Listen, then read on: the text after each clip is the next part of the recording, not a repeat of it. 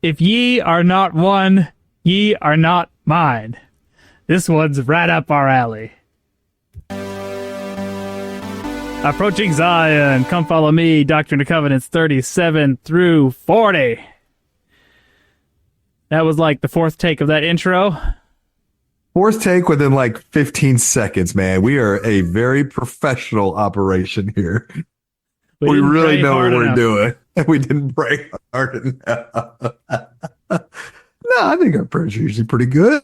They don't fall on deaf ears. Doesn't mean he's helping us with the technology component, though. That's for sure. We need to hire somebody. Anybody in Brazil need a job? We need to hire somebody else. Oh. If ye are not one, ye are not mine. Consecration? Got some consecration vibes going on here?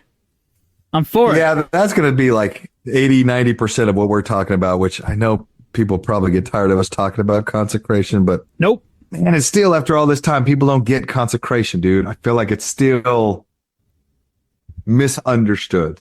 Let me just say that. It's still misunderstood. It's an enigma.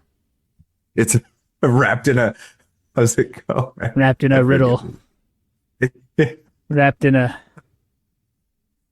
something. Okay. Move forward. Let the gathering commence.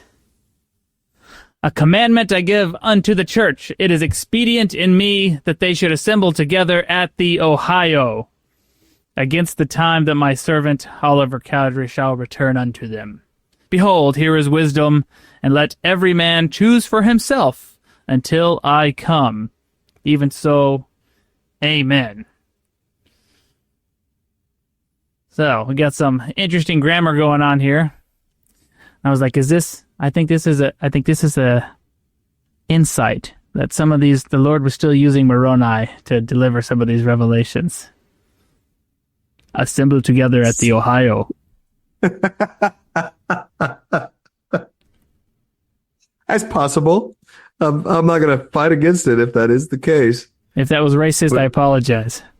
Yeah, that was... No, I think our people are okay with that. I digress. You think all of our people are all racists? Is that what you're saying? Oh, no, that's not where I was going with that at all. No, right. Absolutely not.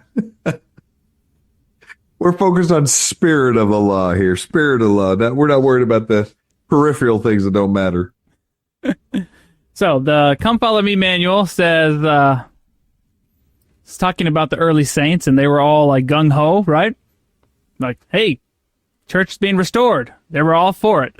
And it says here, the Revelations used words like cause, kingdom, Zion, and quite often, work.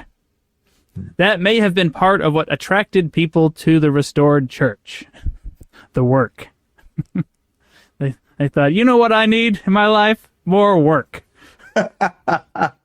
I'm trying to imagine them like investigators today. I don't come across many that I get that vibe. Like, I need more to do in my life. Yeah, we don't. More burden. Missionaries don't go door to door saying, "Would you like a calling in the church? Would you like more if work so, for less pay? Eternal riches. It's more yeah, pay. You're right. I'm sorry. Forgive me. It's more You're pay. Right.